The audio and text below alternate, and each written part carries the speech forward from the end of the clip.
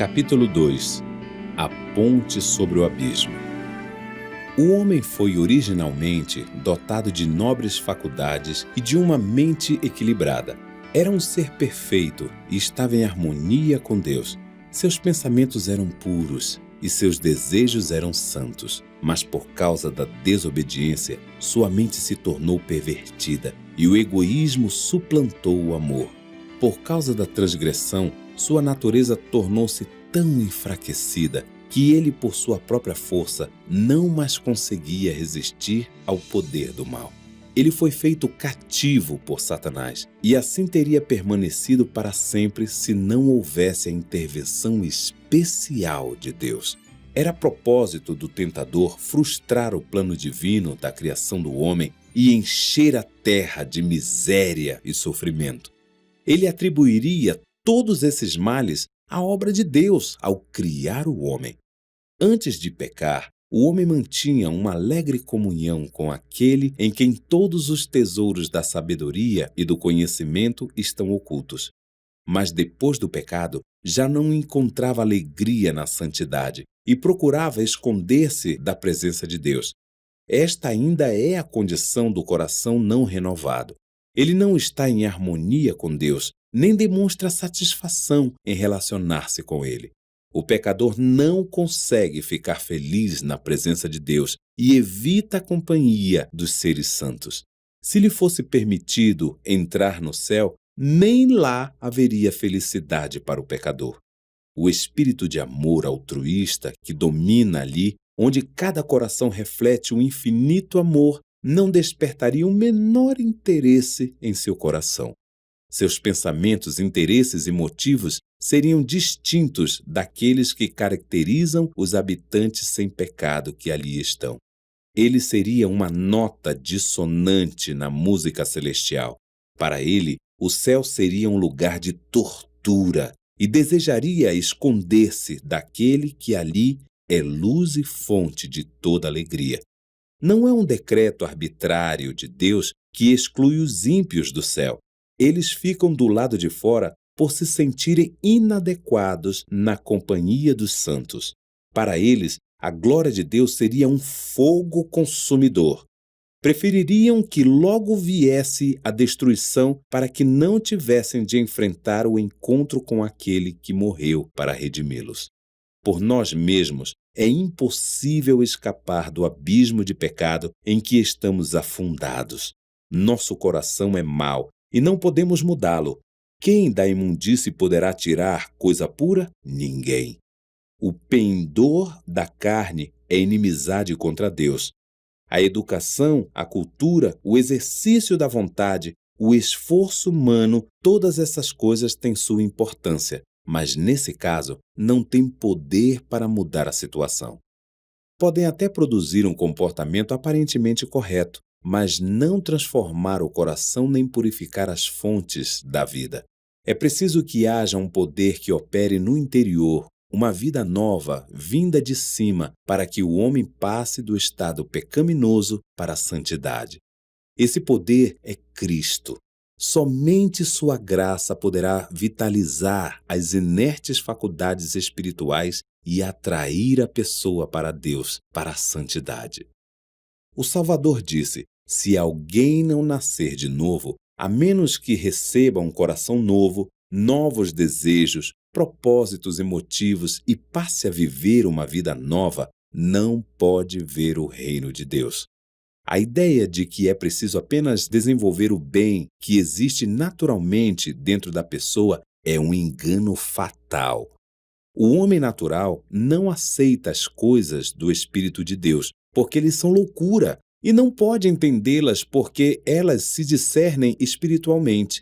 Não te admires de eu te dizer: importa-vos nascer de novo. Está escrito acerca de Cristo: a vida estava nele, e a vida era a luz dos homens. Ele é o único nome dado entre os homens pelo qual importa que sejamos salvos. Não basta perceber o compassivo amor de Deus, enxergar a benevolência e a bondade paternal do seu caráter. Não basta discernir a sabedoria e a justiça da sua lei para ver que ela está alicerçada sobre o eterno princípio do amor. O apóstolo Paulo viu tudo isso quando exclamou: "Consinto com a lei que é boa. A lei é santa, e o mandamento santo e justo e bom." Mas em desespero acrescentou com o coração amargurado: "Sou carnal, vendido à escravidão do pecado." Ele anelava a pureza, a justiça, coisas que por si mesmo não tinha forças para alcançar, e clamou: "Desventurado homem que sou, quem me livrará do corpo desta morte?" Esse é o clamor que vem de corações atribulados em todas as terras e em todas as épocas. Para todos existe apenas uma resposta: eis o Cordeiro de Deus que tira o pecado do mundo. São muitas as imagens pelas quais o Espírito de Deus tem procurado ilustrar esta verdade, deixando-a clara para as pessoas que desejam livrar-se do pesado fardo da culpa. Quando Jacó fugiu da casa do seu pai, depois de ter pecado enganando Esaú, ficou abatido pelo sentimento de culpa, solitário e desterrado, separado de todos os seus queridos. O pensamento que lhe doía no coração, acima de todos os demais, era o temor de que o seu pecado tivesse separado de Deus e fosse abandonado pelo céu. Com tristeza deitou-se no chão para descansar. Ao seu redor havia somente as colinas. Acima, nada mais que as estrelas do céu. Enquanto dormia, uma luz estranha iluminou sua vista. Subitamente, do lugar onde se deitara, viu grandes degraus sombrios que pareciam erguer-se até os portais do céu. Sobre eles, anjos de Deus subiam e desciam. Das gloriosas alturas ouviu-se a voz divina numa mensagem de conforto e esperança. Dessa maneira é que foi revelado a Jacó aquilo que poderia suprir a necessidade e o desejo de seu coração: um Salvador. Com alegria e gratidão, ele viu a revelação da maneira pela qual ele, um pecador, poderia voltar à comunhão com Deus. A mística escada do seu sonho representava Jesus, o único meio de comunicação entre Deus e o homem. Essa é a mesma imagem que Cristo utilizou em sua conversa com Natanael, quando disse: "Vereis o céu aberto e os anjos de Deus subindo e descendo sobre o Filho do Homem." Por causa do pecado, as pessoas ficaram alienadas de Deus. A terra ficou separada do céu. Por causa do abismo que se abriu, deixou de haver comunhão entre Deus e as pessoas. Mas por meio de Cristo, a terra está outra vez ligada ao céu. Com os seus próprios méritos, Cristo estabeleceu uma ponte sobre o abismo criado pelo pecado, de modo que os anjos podem manter a comunicação com a humanidade. Cristo faz a conexão entre a humanidade caída, fraca e desamparada e a fonte do poder infinito. Serão vãos os sonhos de progresso do homem, como serão destituídos de sentido todos os esforços para enobrecer a humanidade se ela negligenciar a única fonte de esperança. Toda boa dádiva e todo dom perfeito vem de Deus. Não existe verdadeira excelência de caráter fora dele. O único caminho para Deus é através de Cristo. Ele diz: "Eu sou o caminho e a verdade e a vida. Ninguém vem ao Pai senão por mim." O coração de Deus ama os seus filhos com um amor mais forte do que a morte.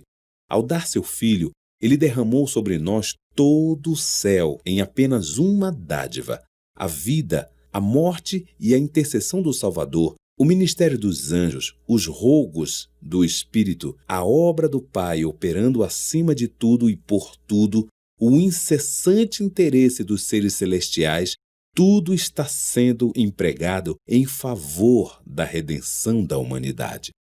Contemplemos o precioso sacrifício que foi feito por nós. Esforcemo-nos para apreciar o valor do empenho e da energia que o céu está dispensando para buscar os perdidos e levá-los de volta para a casa do Pai. Motivos mais fortes e instrumentos mais poderosos não poderiam existir. As grandiosas recompensas de fazer o bem, as alegrias do céu, a companhia dos anjos, a comunhão e o amor de Deus e do seu Filho, o enobrecimento e a extensão de todas as nossas forças através da eternidade, não seria tudo isso um grande incentivo para que desejássemos consagrar nosso coração em amorável serviço ao nosso Criador e Redentor?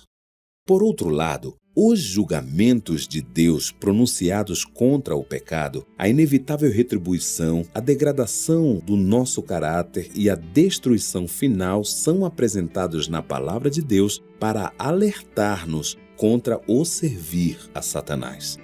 Não deveríamos, então, ter em grande consideração a misericórdia de Deus? O que mais poderia Ele fazer?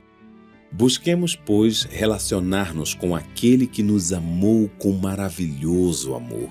Utilizemos os meios que nos foram dados para que sejamos transformados à sua semelhança e restaurados à comunhão com os anjos ministradores e à harmonia e comunhão com o Pai e o Filho.